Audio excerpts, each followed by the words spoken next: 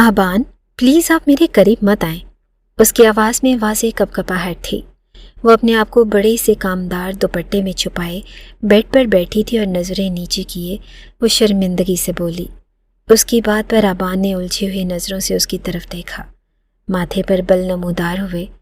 क्या मतलब है इस बात का? मैं आपके करीब क्यों ना हूँ? उसने हैरत और तशवीश में पूछा। प्लीज़ मेरे करीब मत आइएगा, आपको अच्छा नहीं लगेगा मेरे करीब आना। वो अपनी बात करते ही आयशा से पीछे हटी। आंखों में नमी तैर गई, पलकों पर लरसते आंसू जैसे किसी पल गिर पड़ने को तैयार थे। हलक में अटके अल्फाज ने उसे मज़ीद बेचैन कर दिया था। उसकी सांसें भारी होने लगी, चेहरे पर खौफ की वाज़ेह लकीरें थी। ये सुनकर आबान दुरानी के कदम जैसे ज़मीन में जम गए। वो उलझन और फिक्र के मिले जुले एहसास में उसे देखता रह गया।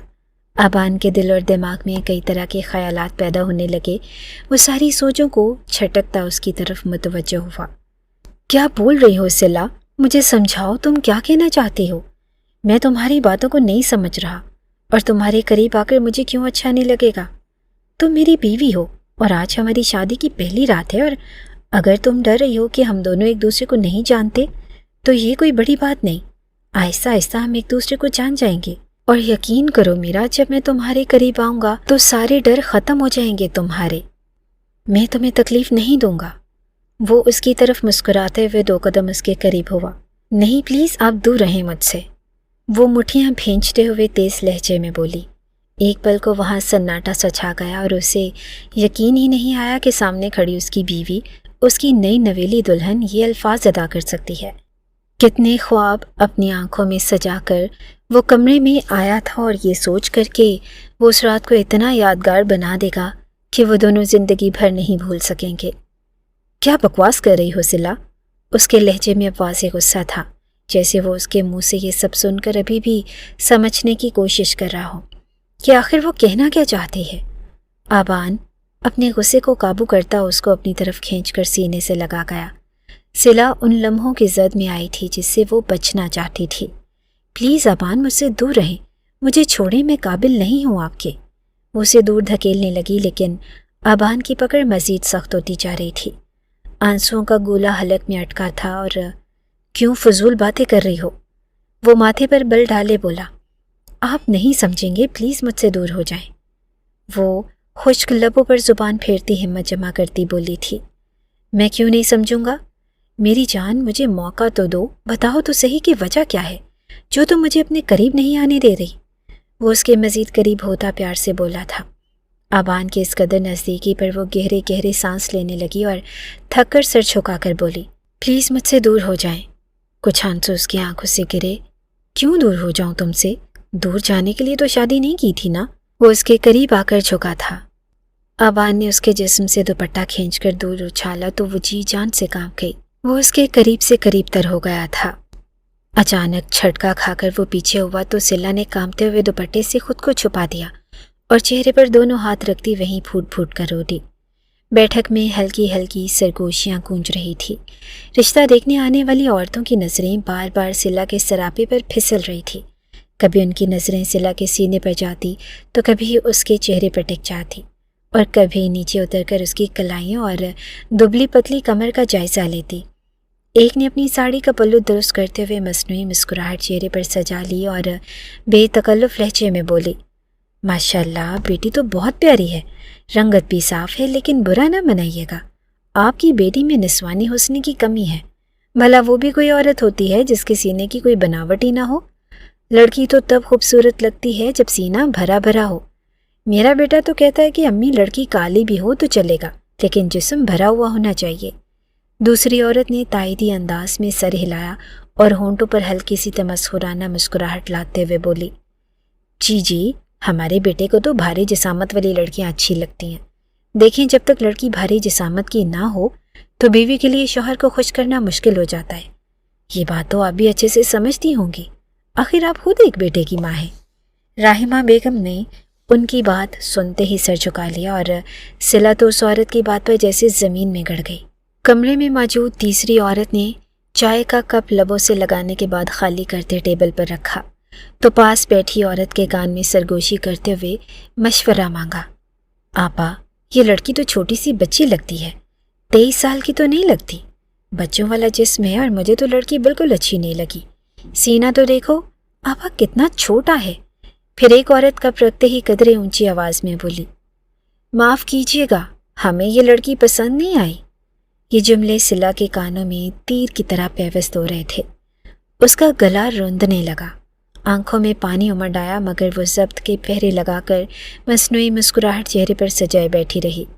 دل میں ایک عجیب سی کسک جاگ اٹھی، جیسے کسی نے اس کے وجود کو کمتر اور بے وقت قرار دیا ہو۔ اسے اپنے جسم میں موجود کمی اب زیادہ نمایاں محسوس ہو رہی تھی، اور اس کے دل کی دھڑکن تیزی سے بڑھ رہی تھی، اور اس کا سراپا ان عورتوں کی تیز نگاہوں کے نیچے جیسے سمٹتا جا رہا تھا۔ اس لمحے اسے یوں لگا اس کی ساری خوبصورتی اور اس کی ساری عزت صرف ایک پیمانے پر پرکھی جا رہی ہے، اور وہ اس ترازو میں ہلکی ثابت ہو چکی ہے۔ وہ آنکھوں میں آنسو لیے اندر اپنے کمرے میں چلی گئی، اور کمرے میں آتے ہی وہ پھوٹ پھوٹ کر رو دی۔ وہ قدرتی حسن کی ایک لازوال تصویر تھی، گوری رنگت، نازک نگوش، لمبی پلکیں اور دل موہ لینے والی مسکراہٹ۔ اس کے سراپے میں ایک ایسی دلکشی تھی جو پہلے ہی نظر میں دیکھنے والے نگاہوں کو قید کر لیتی، مگر اس کے جسمانی خدوخال میں ایک ایسی کمی تھی جو اس کے اختیار میں نہ تھی۔ اس کا سینہ نسبتاً چھوٹا تھا، اور اسی کو بنیاد بنا کر لوگ اس کے وجود پر سوال اٹھاتے۔ جب بھی رشتے والے آتے، لڑکے والے اس کی خوبصورتی اور شرافت سے فوراً متاثر ہو جاتے، مگر کچھ ہی دنوں میں یہ کہہ کر بات ختم کر دیتے کہ ان کے بیٹے کو بھرپور جسامت والی لڑکی چاہیے۔ گویا نزاکت میں ڈھلا حسن ان کے نزدیک ناقص تھا۔ ہر انکار اس کے دل پر ایک نیا زخم چھوڑ جاتا۔ وقت کے ساتھ وہ احساس کمتری کی دیواروں میں گھرنے لگی، اور آئینے میں خود کو دیکھتی تو دل میں کسک سی جاگتی، جیسے وہ عورت ہی نہ ہو اور صرف ایک ادھورا وجود ہو۔ اس پر ظلم یہ کہ جو لڑکے والے اسے رد کرتے، ان کے اپنے بیٹے چاہے جیسے بھی ہوں، بھدے، پست قد یا ساملے، مگر ان کی ماؤں کے لیے وہ ہمیشہ چاند کا ٹکڑا ہی ہوتے تھے۔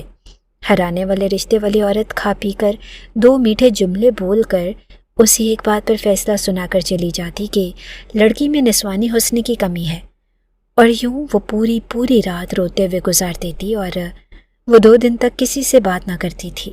صلہ کی چھوٹی 2 بہنیں شادی شدہ تھیں۔ وہ صلہ جتنی خوبصورت نہ تھی، اور پھر بھی ان کی شادیاں 19-20 سال کی عمر میں ہو چکی تھی۔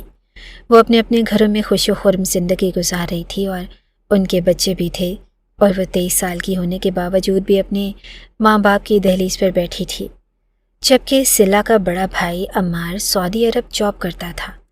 وہ صبح اسکول کی تیاری میں مصروف تھی۔ بیگ میں موبائل رکھتے ہوئے اس کے ذہن میں دن بھر کی مصروفیات گھوم رہی تھی کہ اچانک دروازہ کھلا اور راحمہ بیگم کمرے میں داخل ہو گئی۔ صلہ، آج اسکول مت جانا، آج تمہیں دیکھنے کے لیے لڑکے والے آ رہے ہیں۔ چہرے پر ہلکی سی گھبراہٹ اور لہجے میں جھجک لیے راحمہ بیگم نے آہستہ سے کہا۔ یہ سن کر صلہ جیسے لمحہ بھر کو سن ہو گئی۔ ابھی 2 ہفتے پہلے ہی تو رشتے والے آئے تھے، اور کتنی مشکل سے وہ خود کو سنبھال کر معمول کی زندگی پر لوٹی تھی۔ دل میں ایک انجانی کسک اور بوجھ اتر آیا۔ اس نے گہری سانس لی اور خود کو نئی اذیت کے لیے تیار کرتی چپ چاپ بیڈ کے کنارے بیٹھ گئی۔ سامنے شیشے میں اپنے عکس پر نظر پڑی تو بے اختیار اٹھ کر وہ شیشے کے سامنے آ کھڑی ہوئی۔ صلہ نے اپنے چہرے کی طرف دیکھا جو انتہائی خوبصورت اور دلکش تھا۔ تیکھے نین نقش، گھنی لمبی پلکیں، پتلی اور چھوٹی ناک اور کٹاؤ دار بھرے بھرے ہونٹ اور سراہی دار گردن۔ اس کے نیچے دیکھنے کی صلہ کی ہمت نہ ہوئی، کیونکہ اس کے بعد صلہ کو کوئی دلکشی اپنے جسم میں نظر نہیں آتی تھی۔ وہ اپنا فکر دیکھتی سختی سے آنکھیں میچ گئی۔ وہ حد درجے کی دبلی پتلی تھی، اور صلہ، نسوانی حسن ہی سب کچھ ہوتا ہے، تم اپنے اس فگر کا کچھ کرو۔ اسے اپنی دوست مس صوبیہ کی گزشتہ کہی بات یاد آئی تو وہ لب بھینچ گئی۔ چند لمحے یوں ہی خاموش بیٹھی رہی، اور پھر خود کو سنبھالتی آہستہ آہستہ کچن کی طرف بڑھ گئی۔ کچن میں راحمہ بیگم لڑکے والوں کے لیے مختلف لوازمات تیار کرنے میں جٹی ہوئی تھی۔ چمچ کی ہلکی کھنک اور لوازمات سے اٹھتی خوشبو ماحول میں پھیلی ہوئی تھی، مگر صلہ کی آنکھوں میں نرمی اتر آئی۔ اس نے بے دردی سے اپنی پلکوں پر ٹھہرے آنسو رگڑ کر صاف کیے اور خاموشی سے راحمہ بیگم کے ساتھ برتن سنبھالنے اور تیاری میں لگ گئی، جیسے اپنے دل کی کیفیت کو نظر انداز کرنے کی کوشش کر رہی ہو۔ صلہ سوٹ کے ہم رنگ دوپٹہ پہنے نظریں جھکائے دو عورتوں کے سامنے صوفے کے کنارے پر بیٹھی تھی۔ کمرے میں ہلکی سی خاموشی چھائی ہوئی تھی جسے پہلی عورت کی نرمی سے بھری آواز نے توڑا۔ بیٹا عمر کتنی ہے تمہاری؟ جی 23 سال، سلا نے جواب دے کر نظریں جھکا لی۔ اس کی بات پر دونوں عورتوں نے اسے سر سے پیر تک دیکھا، جیسے انہیں سلا کی بات پر یقین نہ آیا ہو۔ جاب کرتی ہو بیٹا؟ دوسری عورت نے نرمی سے پوچھا۔ جی آنٹی، اسکول میں پڑھاتی ہوں، وہ ہلکا سا مسکرا کر بولی۔ اچھا، شادی کے بعد بھی پڑھاؤ گی؟ پہلی والی عورت نے سنجیدگی سے پوچھا۔ نہیں آنٹی، شادی کے بعد نہیں پڑھاؤں گی، وہ سر جھکا گئی اور پہلی عورت نے قدرے جھجکتے ہوئے کہا۔ دیکھیں، سچ بتائیں تو ہمیں آپ کی بیٹی پسند نہیں آئی۔ آپ کی بیٹی 23 سال کی تو لگتی ہی نہیں، چھوٹی سی بچی لگتی ہے۔ اس نے ہلکا سا سانس لیا اور اگلے ہی لمحے بولی، معاف کیجیے گا، ہمیں یہ رشتہ منظور نہیں۔ یہ کہہ کر دونوں عورتیں وہاں سے اٹھ گئی۔ ان عورتوں کے جاتے ہی دروازہ بند ہوا تو ایک گہری خاموشی چھا گئی۔ آج ایک بار پھر سلا کو ریجیکشن کا سامنا کرنا پڑا۔ مسلسل انکار سن سن کر اس کا دل ٹوٹ کر بکھر چکا تھا۔ وہ وہیں پتھر کی مورت بنی بیٹھی رہی، جیسے کسی نے اس کی سانسیں کھینچ لی ہوں۔ ایک لمحے کے لیے اس کے اندر شدید نفرت کی لہر دوڑ گئی۔ اسے اپنے آپ سے، اپنے وجود سے نفرت ہونے لگی۔ پتہ نہیں وہ کتنی دیر یوں ہی بیٹھی رہی اور راہمہ بیگم نے اس سے کوئی بات نہ کی۔ جب کمرے میں آئی تو اچانک ضبط کا بندھن ٹوٹ گیا۔ وہ پھوٹ پھوٹ کر رونے لگی۔ آنسو بہا کر دل کا بوجھ کچھ ہلکا ہوا تو وہ چپکے سے چھت پر آ گئی۔ آسمان سے بارش برس رہی تھی۔ عام دنوں میں بارش میں نہانا اس کا سب سے اچھا مشغلہ ہوتا، لیکن اس بار بوندوں کی ٹھنڈک بھی اس کے دل کا بوجھ کم نہ کر سکی۔ بارش کی بوندیں اس کے خوبصورت چہرے کو بھگو رہی تھی اور وہ روتے ہوئے آسمان کی طرف دیکھ رہی تھی، جیسے اپنے رب سے شکایت کر رہی ہو۔ موسم میں ایک عجیب سی خنکی اور خاموشی تھی، لیکن سلا کے دل میں ایک طوفان برپا تھا۔ رشتے سے انکار کا احساس ایک ایسا زخم ہے جو باہر سے نظر نہیں آتا مگر اندر تک کاٹ دیتا ہے۔ یہ صرف نہ سننے کی بات نہیں ہوتی، بلکہ اس کے ساتھ جڑے ہوئے بے شمار جذبات انسان کو ٹکڑوں میں بانٹ دیتے ہیں۔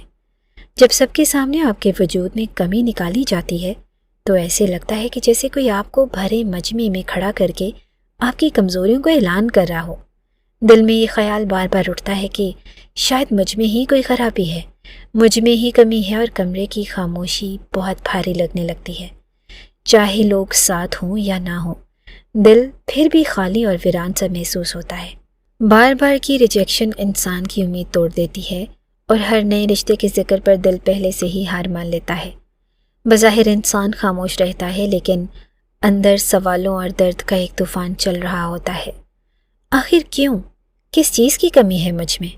یہ احساس ایسا ہے جیسے آپ کو آئینے کے سامنے لا کر کہا جائے، تم جیسے ہو ویسے قبول نہیں ہو، اور یہ جملہ دل پر ایک ایسا دھبا چھوڑ دیتا ہے جو آسانی سے نہیں مٹتا۔ خوبصورتی ہونے کے باوجود وہ ایک کمی کا شکار سمجھی جاتی تھی۔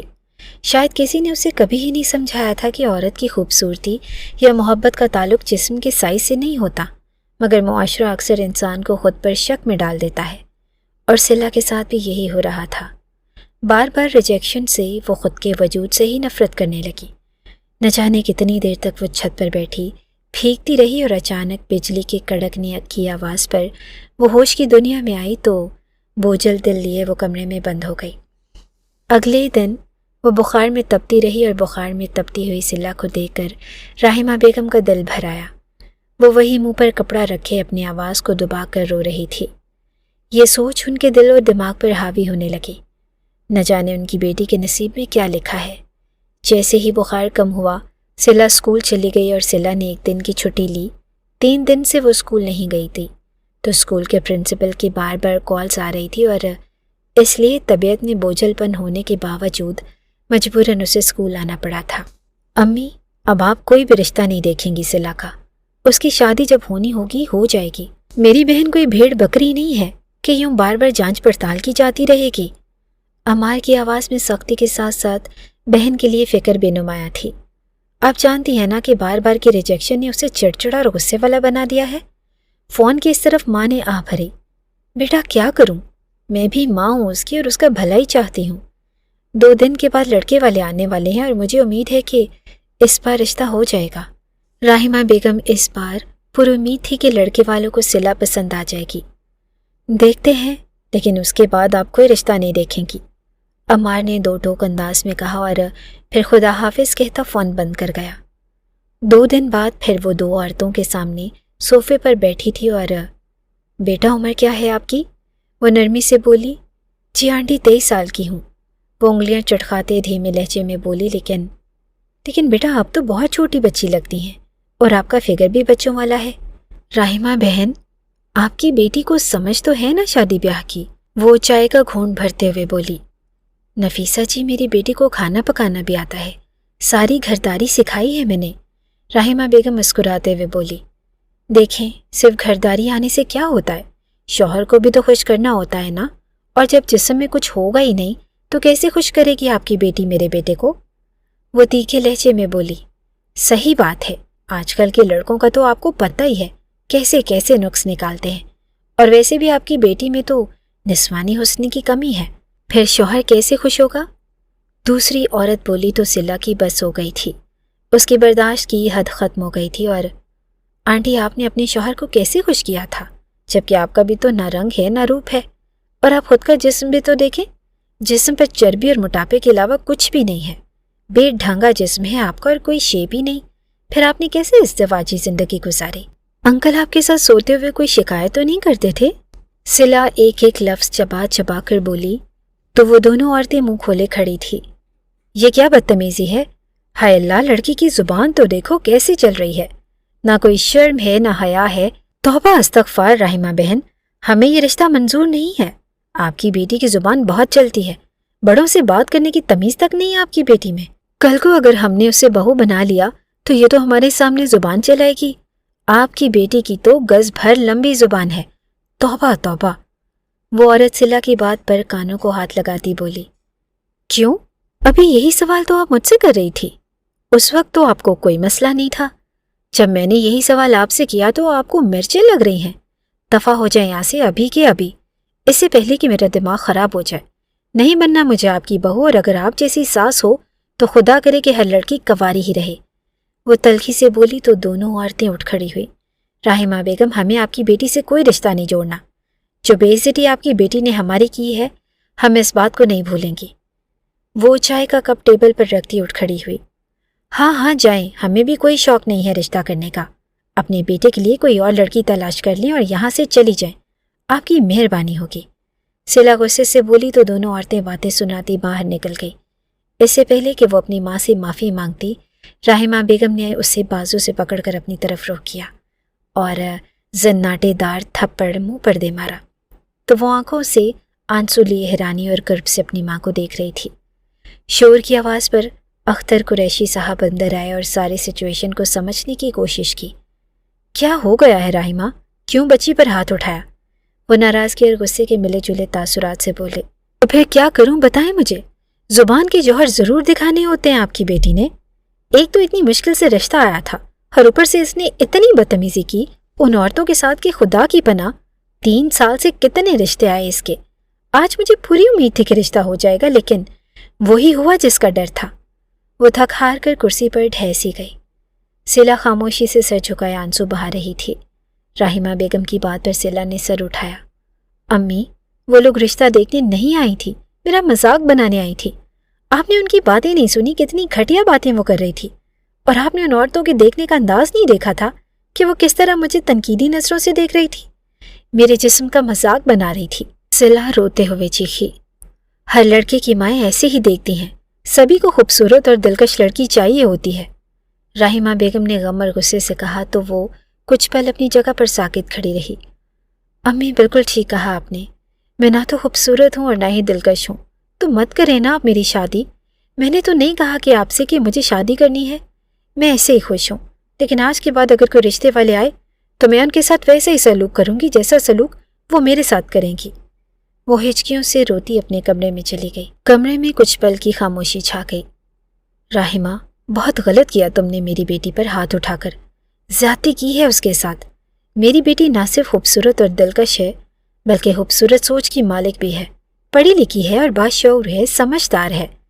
اپنی بیٹی کو یوں احساس کمتری میں نہ ڈالیں، اس کا ساتھ نہیں دے سکتی تو یوں اس کا دل بھی نہ دکھائیں۔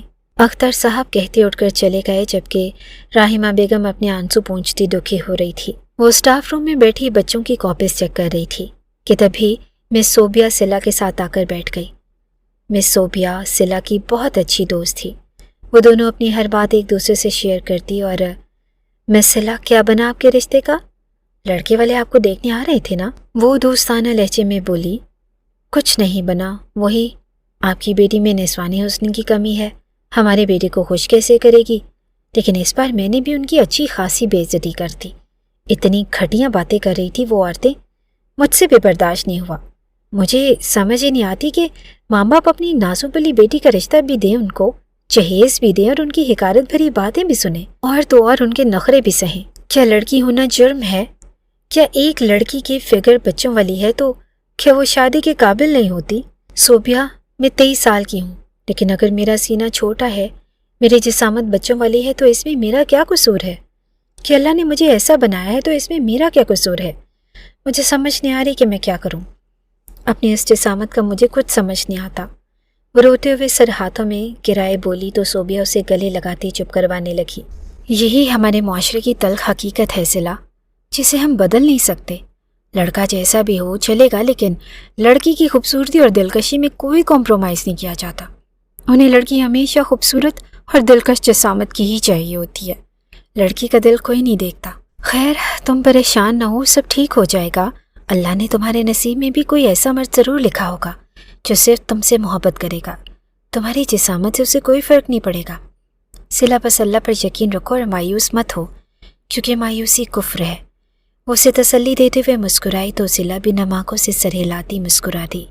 پورے جم میں صرف ایک ہی نام گونج رہا تھا، آبان احمد درانی۔ اس وقت جم میں ہیوی ویٹ لفٹنگ کا مقابلہ جاری تھا، جہاں دو حریف آمنے سامنے بھاری وزن اٹھانے کی کوشش کر رہے تھے۔ جیسے ہی آبان درانی نے سب سے زیادہ وزن اٹھایا، پورا ہال تالیوں اور نعروں سے گونج اٹھا تھا۔ وہ یہ مقابلہ جیت چکا تھا اور اس نے اچھے خاصے باڈی بلڈرز کو ہرایا تھا۔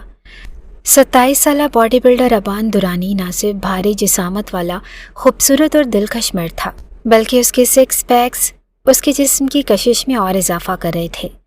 اس وقت وہ بلیک شارٹس پہنے پسینے میں شرابور تھا اور ماتھے سے ٹپکتا پسینہ اس کی گردن سے ہوتا ہوا شرٹ میں جذب ہو رہا تھا، جبکہ بھرے بھرے مسلز اس کی دلکشی کو مزید نمایاں کر رہے تھے۔ مجمع کے شور کے بیچ وہ مسکراتا ہوا اپنے دوست اسد کے پاس آیا، جس نے خوشی سے اسے گلے لگایا۔ اسد اور وہ کالج کے فرینڈز تھے۔ ان کی دوستی اتنی گہری تھی کہ وہ بلا جھجک ایک دوسرے سے اپنی ہر بات شیئر کر لیتے۔ یار کیا بات ہے، کمال کر دیا تم نے، قسم سے مزہ آ گیا تمہیں جیتتے دیکھ کر۔ آبان درانی اس انٹرنیشنل جم کا صرف مالک ہی نہیں تھا، بلکہ ایک بہت اچھا ٹرینر اور بزنس مین بھی تھا۔ لیکن جم کرنا اس کا شوق تھا اور وہ مختلف مقابلوں جیسے آرم ریسلنگ، ہیوی ویٹ لفٹنگ اور پش اپس جیسے مقابلوں میں نہ صرف حصہ لیتا بلکہ جیتتا بھی تھا۔ اس کے گھر میں بھی ایک چھوٹا سا جم بنا تھا جہاں مختلف مشینز رکھی ہوئی تھی، لیکن انٹرنیشنل جم میں وہ ہفتے میں 2 دفعہ چکر لگاتا، جہاں مختلف مقابلے کروائے جاتے اور وہ حصہ لیتا۔ جس دن وہ آتا وہاں لڑکوں کا رش لگ جاتا اور لڑکوں کی بہت بڑی تعداد وہاں آبان درانی کو دیکھنے پہنچ جاتی تھی۔ یار اگلے ہفتے ایک بہت بڑا مقابلہ رکھتے ہیں، کیا خیال ہے؟ اسد بولا، جبکہ آبان ڈمبل اٹھاتا ورزش کرنے لگا۔ نہیں، ابھی نہیں، مجھے ایک میٹنگ کے سلسلے میں دبئی جانا ہے، وہاں بہت کام ہے، اور پھر دادے کی طبیعت بھی ٹھیک نہیں رہتی، انہیں ہسپتال ایڈمٹ کرنا ہے۔ ان کے گردوں کا مسئلہ ہے اور ڈاکٹر نے اگلے ہفتے انہیں ایڈمٹ کرنے کا بولا ہے۔ اور آج کل میری شادی کی فکر میں ہلکان بھی ہو رہی ہیں، کبھی لڑکی والوں کو گھر بلا لیتی ہیں اور کبھی خود پہنچ جاتی ہیں، لیکن انہیں کوئی لڑکی پسند ہی نہیں آتی۔ مجھے تو یہی لگتا ہے کہ میں ایسے کوارا مر جاؤں گا۔ آبان شوخی سے بولا تو اسد نے کہا لگایا، مجھے تو افسوس ہو رہا ہے اس لڑکی پر جو تجھ سے شادی کرے گی، بیچاری کا کیا حال ہوگا، وہ تو تیری باڈی دیکھ کر ہی بے ہوش ہو جائے گی، پتہ نہیں وہ بیچاری کیسے تجھے برداشت کرے گی۔ اسد ہنستے ہوئے بولا، تیری بیوی تجھ جیسے سانڈ کو جیسے برداشت کرتی ہے ویسے میری بیوی بھی کر لے گی۔ اب زیادہ بکواس نہیں کر اور میں جا رہا ہوں۔ اسد نے کہا لگایا اور وہ ڈمبل رکھتا دانت پیستا جم سے باہر نکلا تھا۔ صلہ بیٹا تیار ہو جاؤ، شادی پر نہیں جانا۔ وہ کمرے میں آئی تو سلا موبائل پر بیٹھی اسکرولنگ کر رہی تھی۔ نہیں امی، مجھے نہیں جانا کسی بھی شادی پر، آپ لوگ چلے جائیں۔ سلا کی پھپھو کی بیٹی کی شادی تھی لیکن سلا نے جانے سے انکار کر دیا۔ تمہاری پھپھو کی بیٹی کی شادی ہے، کوئی غیروں کی شادی نہیں ہے، اس لیے کوئی بہانہ نہیں چلے گا اور تمہاری پھپھو کیا سوچیں گی، اس لیے فوراً تیاری کرو۔ راحمہ بیگم دبے دبے غصے سے بولی تو سلا نے ملتجی نظروں سے باپ کی طرف دیکھا تو انہوں نے سر اس بات میں ہلاتے اسے تسلی دی۔ وہ اپنی فکر کی وجہ سے شادیوں یا پارٹیز میں نہیں جاتی، کیونکہ وہاں سب کزنس اس کا مذاق بنانے کے لیے کوئی نہ کوئی موقع تلاش کرتی، اسے تنقید کا نشانہ بناتی اور اسے حقارت کی نظر سے دیکھتی تھی۔ اب شادی میں جانے کا مطلب کہ وہ سب ایک بار پھر اسے مذاق کا نشانہ بناتی اور سلا کو دیکھ کر ایک دوسرے سے ذومانی گفتگو کرتی۔ ان کی باتوں سے سلا کا دل دکھ سے بھر جاتا تھا۔ اس وقت سلا اللہ کی دی ہوئی کڑی آزمائش سے گزر رہی تھی۔ وہ ہر نماز میں اپنے رب سے صبر کی دعا مانگتی، لیکن یہ کوئی نہیں جانتا تھا کہ اللہ اس صبر کے بدلے اسے کتنے بڑے انعام سے نوازنے والا ہے۔ راحمہ چھوڑو، اگر اس کا دل نہیں کر رہا شادی پہ جانے کا تو کوئی بات نہیں، ہم چلتے ہیں، اور ویسے بھی وہاں پر مکس گیدرنگ ہوگی، اچھا نہیں لگتا۔ وہ نرمی سے بولی تو راحمہ بیگم نے سمجھتے ہوئے سر ہلایا تو سلا نے شکر کا کلمہ پڑھا تھا۔ اسکول سے واپس آتے ہوئے سلا نے راستے میں ایک ہجوم دیکھا۔ تجسس سے بیگ سنبھالتی وہ بھی ہجوم میں داخل ہو گئی اور قریب جا کر اس نے دیکھا کہ دو کاریں آپس میں ٹکرا گئی تھی۔ ایک گاڑی میں ایک بوڑھی خاتون جن کی عمر 55 سے 60 سال کے درمیان تھی، زخمی حالت میں بیٹھی تھی اور ان کے سر سے خون بہہ رہا تھا۔ دوسری گاڑی کا ڈرائیور بھی شدید زخمی تھا۔ حیرت کی بات یہ تھی کہ وہاں موجود لوگ مدد کرنے کی بجائے صرف تماشا دیکھ رہے تھے، اور سلا نے فوراً ایمبولینس کو کال کی۔ 15 منٹ کے بعد ایمبولینس آئی اور زخمیوں کو ہسپتال لے جایا گیا۔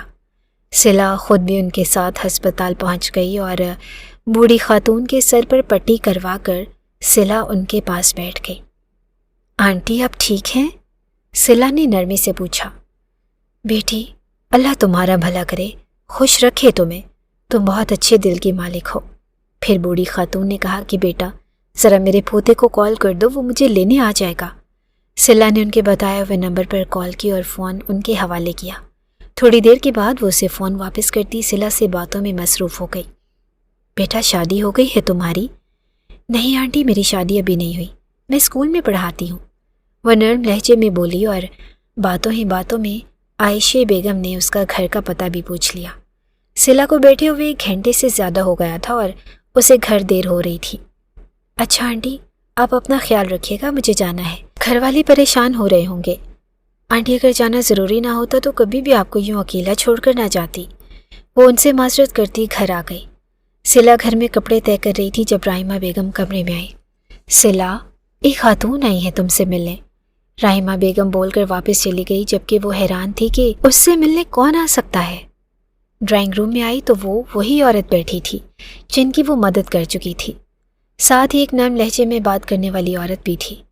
معلوم ہوا وہ ان کی بیٹی تھی۔ گفتگو کا رخ آہستہ آہستہ ایک ایسے موڑ پر آیا کہ سلا کی سانسیں رک گئی۔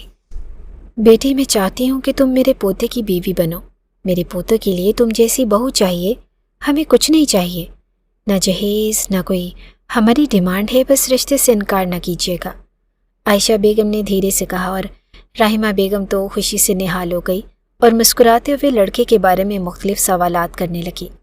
اتنے بڑے گھر سے رشتہ آیا تھا اور یہ کسی معجزے سے کم نہ تھا۔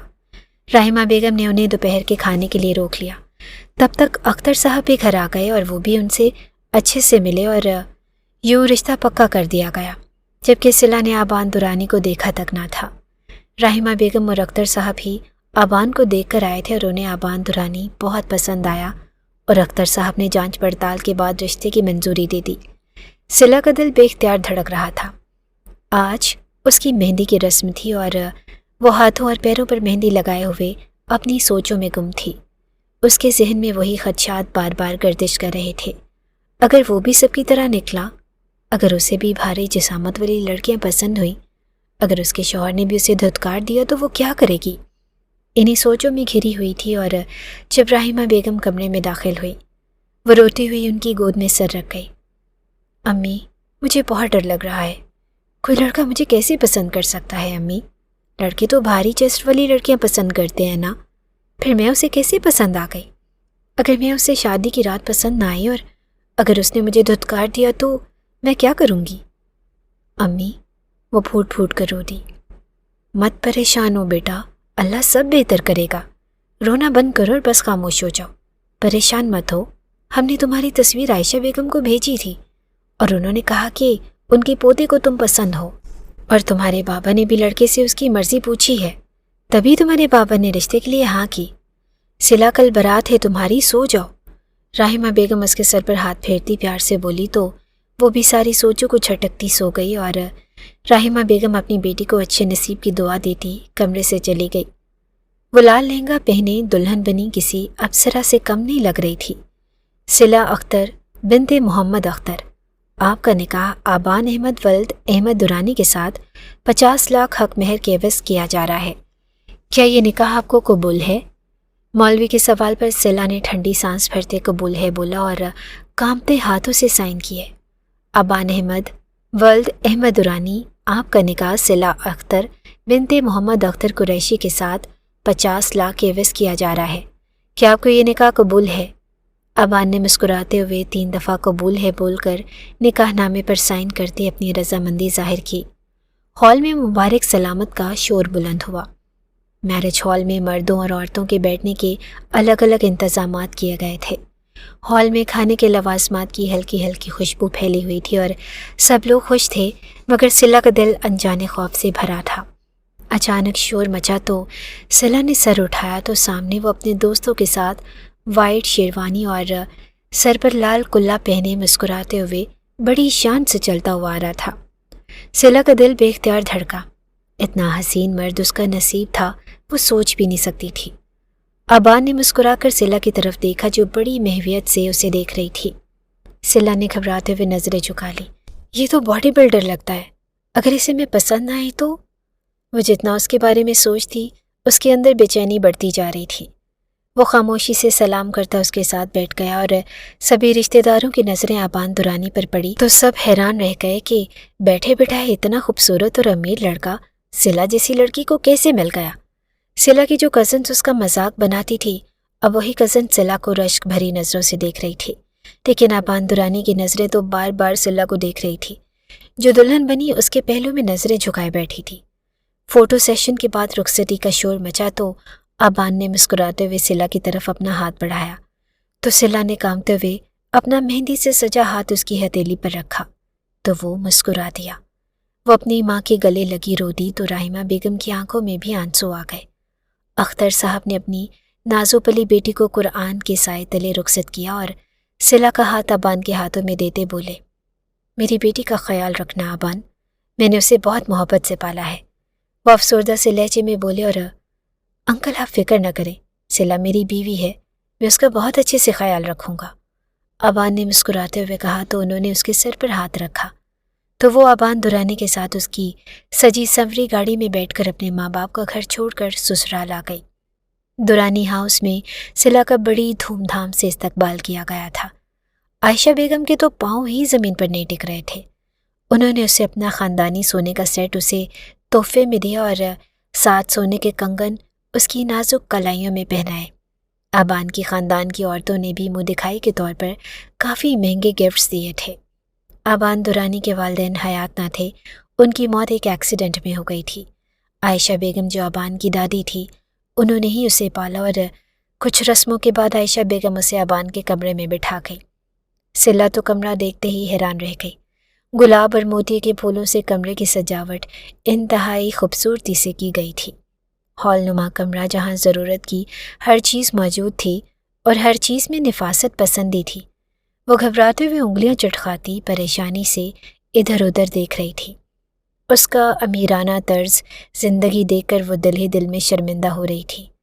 कहाँ आबान दुरानी और कहाँ मैं? वो वजीह शख्सियत का मालिक मुझ जैसी लड़की का नसीब कैसे बन सकता है?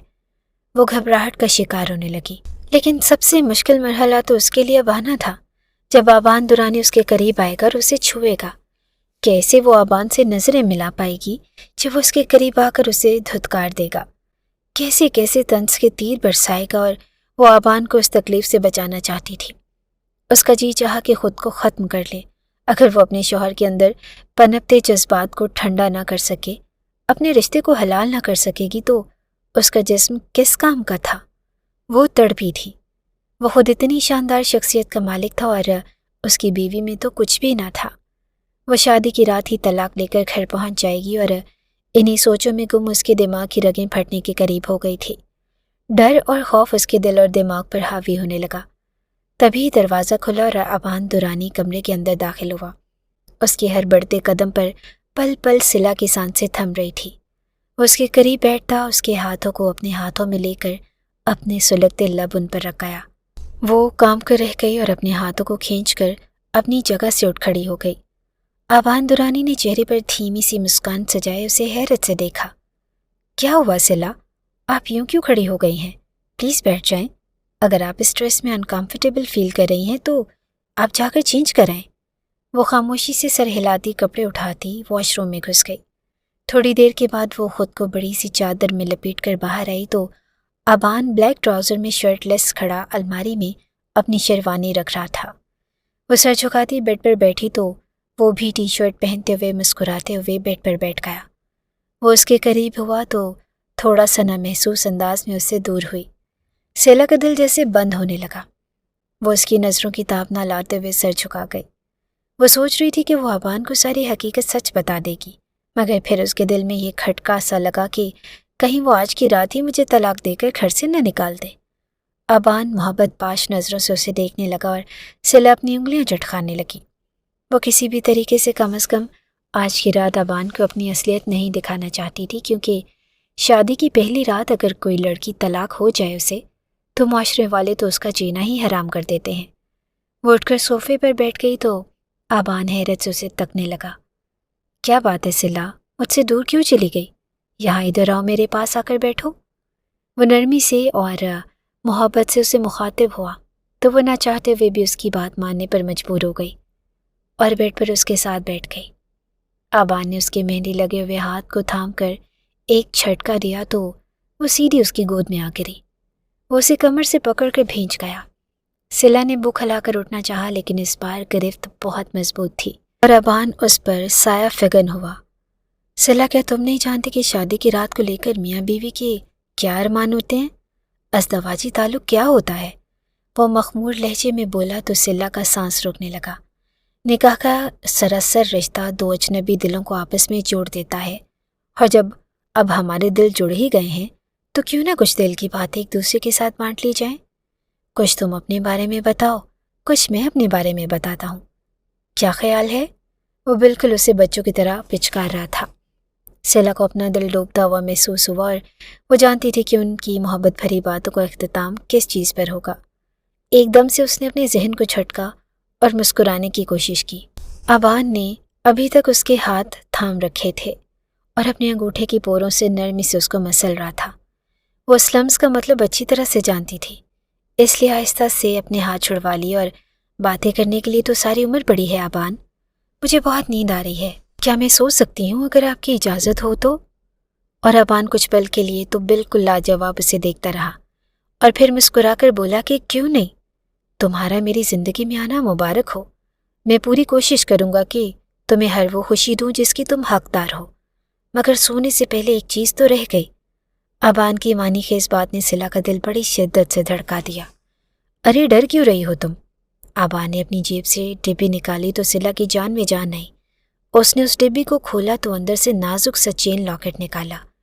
کیا میں تمہیں پہنانے کی جسارت کر سکتا ہوں؟ نہ جانے وہ اسے اجازت مانگ رہا تھا یا اپنا حق مانگ رہا تھا۔ صلہ نے آہستہ سے اپنے بال پیچھے سے لپیٹ کر ایک سائڈ پر کیے تو ابان نے اس کے گلے میں وہ پہنا دیا اور بے اختیار اس کے ماتھے پر بوسہ دیا تو صلہ کی روح تک لرز گئی۔ ڈرو مت میری جان، بس اسی سے زیادہ فی الحال کچھ نہیں کروں گا، کیونکہ میرے نزدیک تمہاری اجازت بہت اہم ہے۔ یہ کہتے ساتھ ہی وہ بیڈ سے اٹھا اور واش روم چلا گیا۔ صلہ نے موقع کو غنیمت سمجھا اور کمبل میں خود کو لپیٹ لیا۔ سونے کا ڈرامہ کیا کیونکہ وہ جانتی تھی کہ اسے آج کی رات نیند بالکل نہیں آئے گی۔ صلہ کو اس گھر میں آئے ہوئے آج ایک ہفتہ ہو گیا تھا اور وہ بہانے پر بہانہ کیے جا رہی تھی۔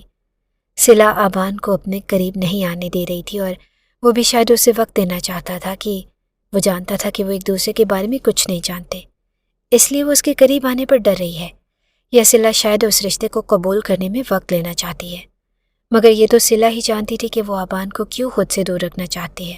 ابان درانی ایک بہت ہی اچھا اور ایک ڈیسنٹ انسان تھا، پڑھا لکھا باشعور انسان۔ وہ کب تک اسے خود سے دور رکھ سکتی تھی؟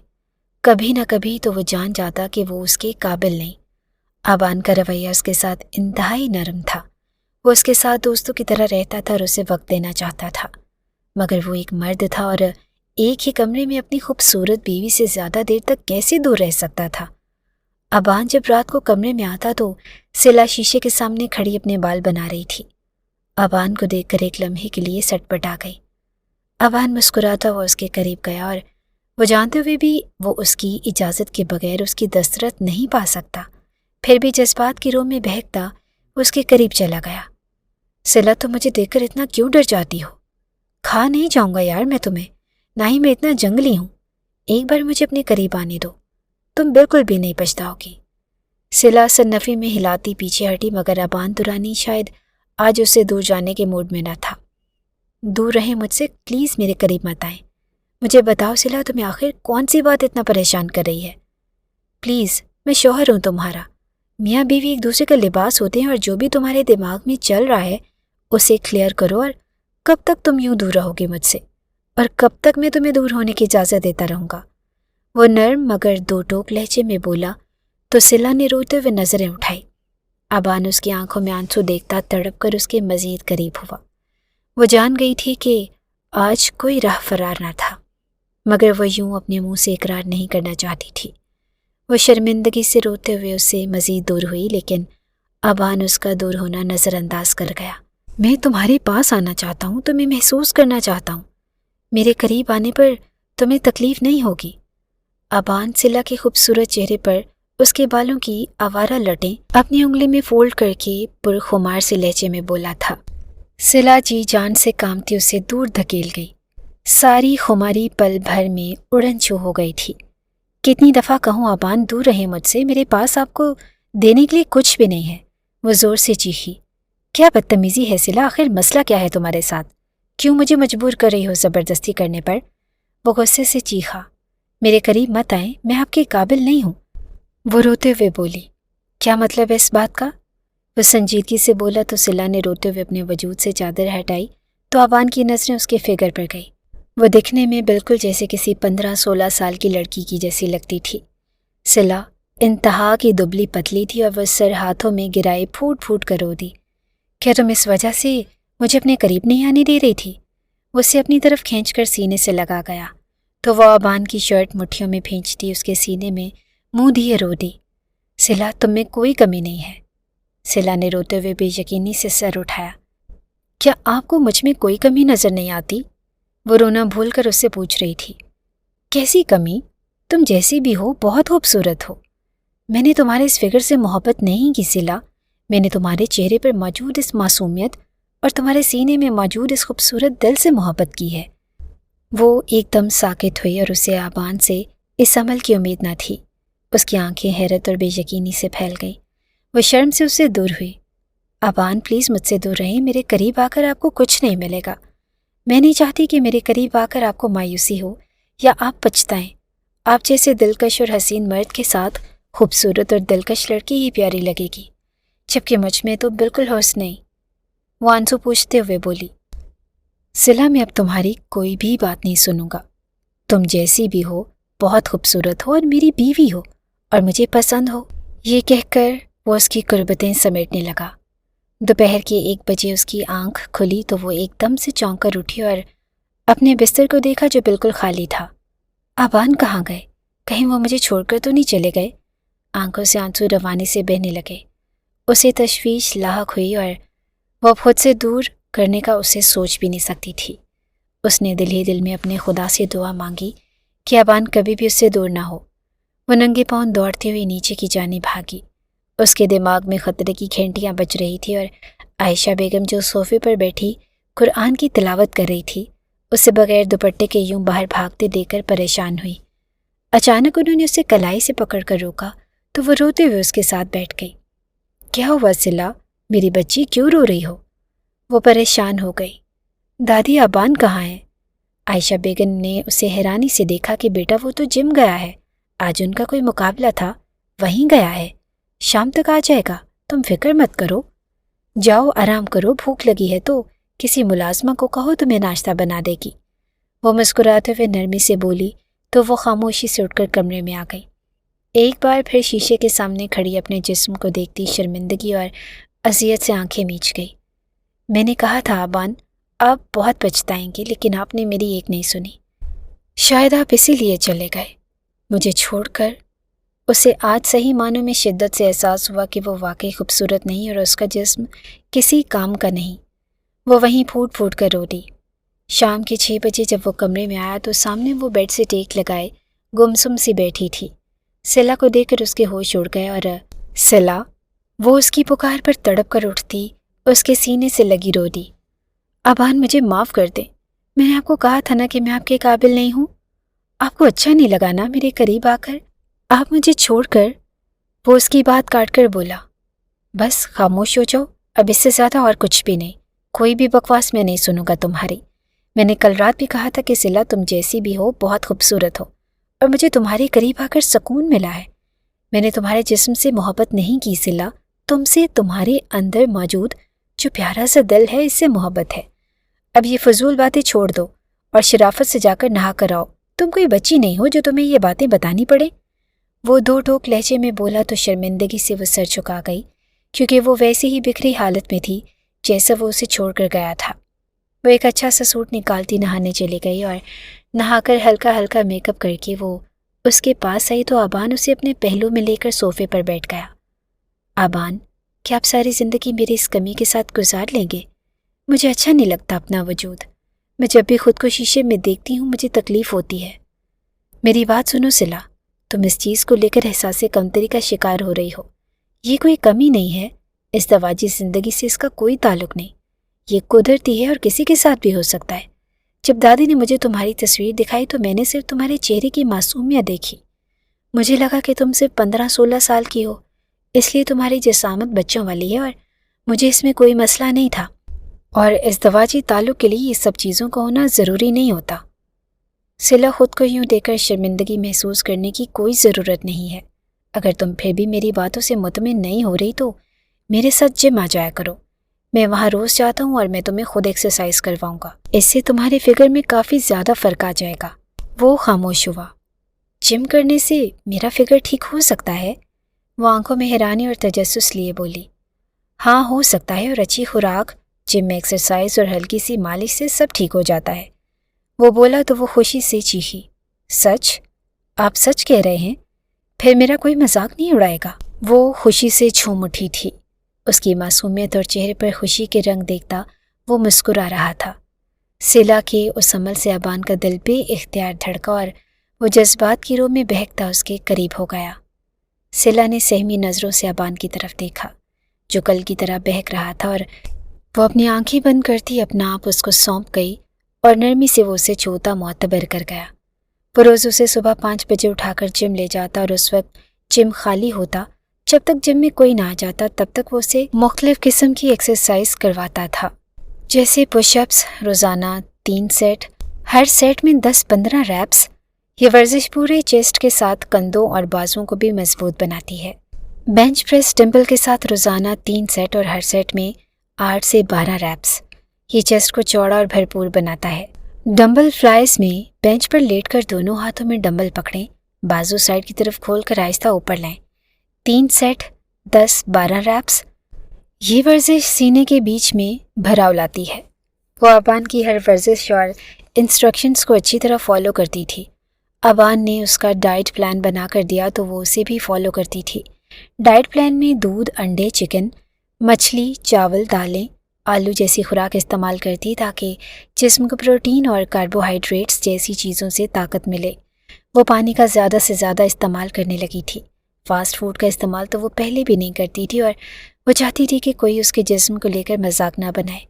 وہ ہر چیز کو فالو کرتی۔ شروع میں اس کو ان سب چیزوں کی عادت نہ تھی، لیکن آہستہ آہستہ وہ اس کی اس ساتھ کی عادی ہو گئی۔ 3 مہینے بعد وہ خود کو مکمل نسوانی حسن میں ڈھلا ہوا اور بھرا بھرا جسم دیکھ کر بے انتہا خوش ہوتی۔ ابان، آپ کا بہت شکریہ۔ میں اپنے رب کی شکر گزار ہوں کہ اس نے مجھے آپ جیسا خوبصورت دل رکھنے والا ہم سفر عطا کیا، جس نے میری کمی کے باوجود مجھ سے محبت کی، مجھے کبھی احساس نہیں ہونے دیا کہ میں مکمل حسین نہیں۔